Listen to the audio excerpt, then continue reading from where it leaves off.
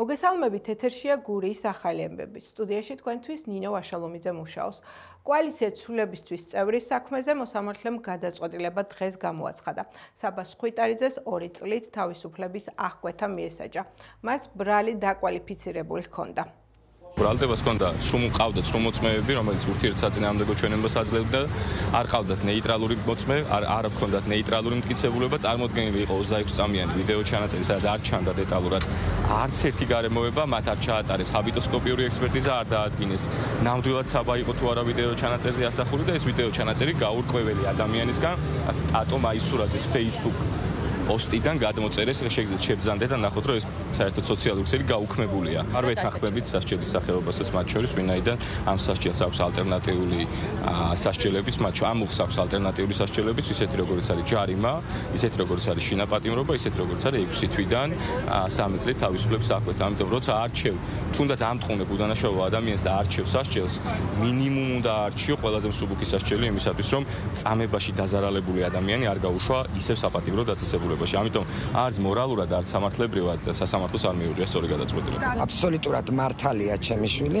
ასევე სასტიკად ნაწამებია, ასევე არ იყო მსჯავრდებული და სამარტოო საკანში მე-6 იზოლატორში გამოკეტეს 9 თვეა, ამაზე ყველაფერზე აუცილებლად აგებენ პასუხს.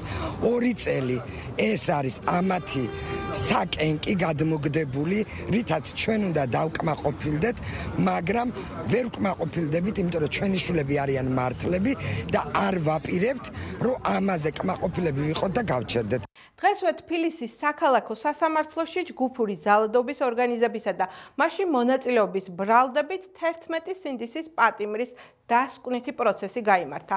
მათ 2 წლით თავისუფლების აღკვეთა მიესაჯათ. 11 პატიმარმა სასამართლოს საბოლოო სიტყვით მიმართა. სასამართლოს განაჩენი მოსამართლე ნინო გალუსტაშვილმა გამოიტანა. განაჩენის გამოცხადებას მწვავე რეაქციები მოჰყვა სასამართლოსთან, ასევე რუსთაველის გამზირზე. სასამართლოსთან მისული ადამიანები უკანონოდ და უსამართლო განაჩენს აპროტესტებდნენ. სინდისის კიდევ 8 პატიმარს გუშინ 2 სექტემბერს მოსამართლე თამარ მჭედლიშვილმა განაჩენი გამოუცხადა. ბათუმელ სტუდენტს ზვიად ცეცხლაძეს 2 წელი და 5 თვით თავისუფლების აღკვეთა მიუსაჯეს. 2 წელი და 5 თვით თავისუფლების აღკვეთა მიუსაჯეს ასევე ვასილ კაძელაშვილს, ასევე ვეფხვია კასრაძეს. 2 წლით თავისუფლების აღკვეთა მიუსაჯეს ინსაფ ალიევს, გიორგი გიორგაძეს, ნიკოლოზ ჯავახიშვილს, ირაკლი მიმინოშვილს და თორნიკე გოშაძეს. გუშინვე 2 სექტემბერს თბილისის საქალაქო სასამართლოს მოსამართლე ჯვებე ნაჭყებია 8 წლითა და 6 თვით პატიმრობა მიუსაჯა თბილისში მიმდინარე პროევროპული აქციების მონაწილეს ანტონ ჩეჩინს. 8 პატიმრის განაჩენის გამოცხადებას მწვავე რეაქციები მოჰყვა რუსთაველის გამზირზე. პოლიციამ 16 პირი დააკავა. თბილისის მთავარ გამზირზე გამოსული ადამიანები მათივე თქმით უკანონო განაჩენს აპროტესტებდნენ. 9 თვე აბსურდში ვარ და აბსურდული განაჩენი დასრულდა დღევანდელი დღე და მინდა ვთქვა, რომ ეს ჩვენ გადავდივართ პროტესტის ახალ ეტაპს ვიწყებთ და ეს პროტესტი არ გაჩერდება. ჩვენ ვერ გავჩერდებით, არ გავჩერდებით,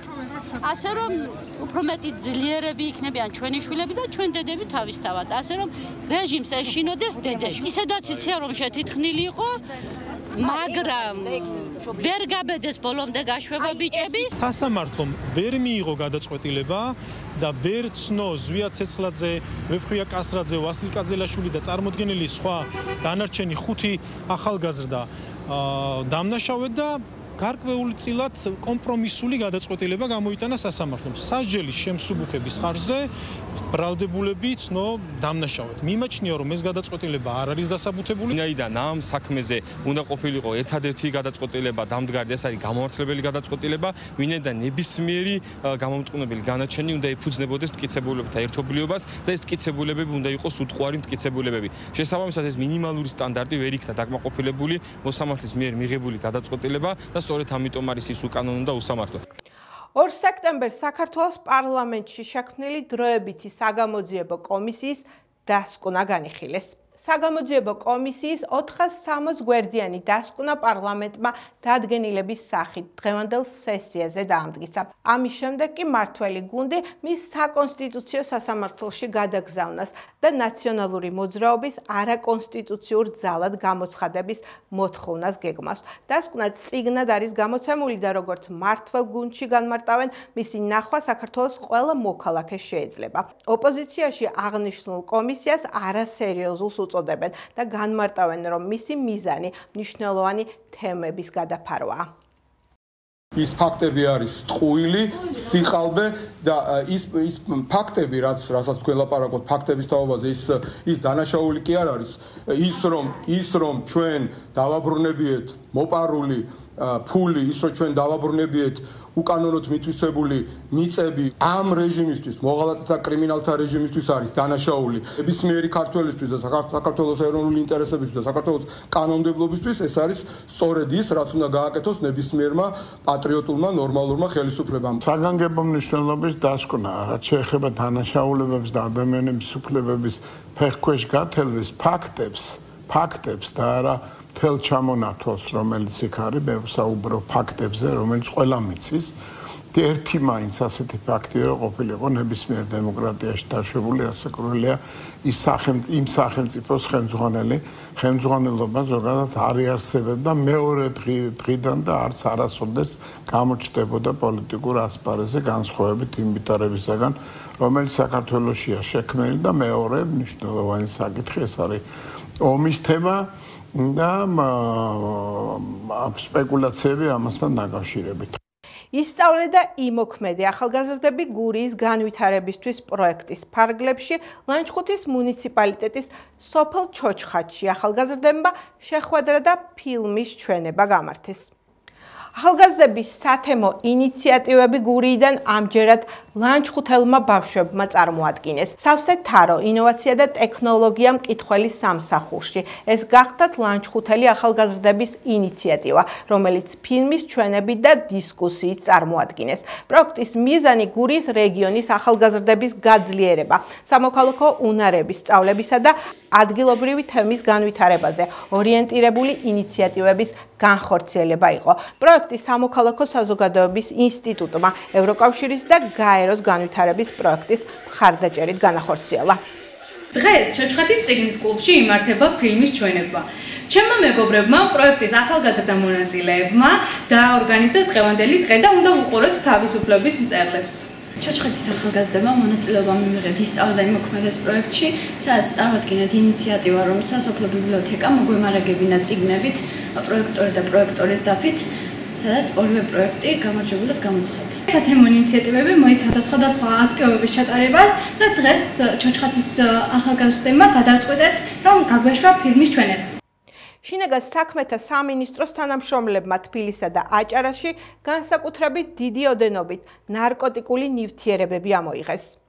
შინაგან საქმეთა სამინისტროს თანამშრომლებმა ჩატარებული ოპერატიული ღონისძიებებისა და საგამოძიებო მოქმედებების შედეგად 2 სექტემბერს თბილისსა და აჭარაში განსაკუთრებით დიდი ოდენობით ნარკოტიკული ნივთიერებები, 3 კილოგრამამდე მეთადონი, 32 შეკვრა სარეალიზაციოდ დაფასოვებული სხვადასხვა ტიპის ნარკოტიკული საშუალება და 140 ცალი ფსიქოტროპული აბი ამოიღეს. დაკავებულია 4 პირი. განსაკუთრებით დიდი ოდენობით ნარკოტიკული საშუალებების უკანონო შეძენა შენახვის ფაქტზე დაკავებულები არიან უკრაინის მოქალაქე 1985 წელს დაბადებული AA და წარსულში ნასამართლები საქართველოს მოქალაქეები 1992 წელს დაბადებული TN, 1991 წელს დაბადებული GZ და 1991 წელს დაბადებული BM. დანაშაულები 20 წლამდე ან უადო თავისუფლების აღკვეთას ითვალისწინებს.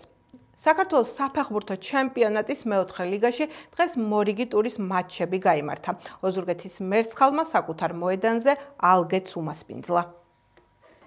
ოზურგეთის მერცხალისა და ალგეთის შეხვედრა ფრედ 2-2 დასრულდა. ოზურგეთელთაგან გოლები ნოდარ მაჭავარიანმა და თენგიზ ალიევმა გაიტანეს.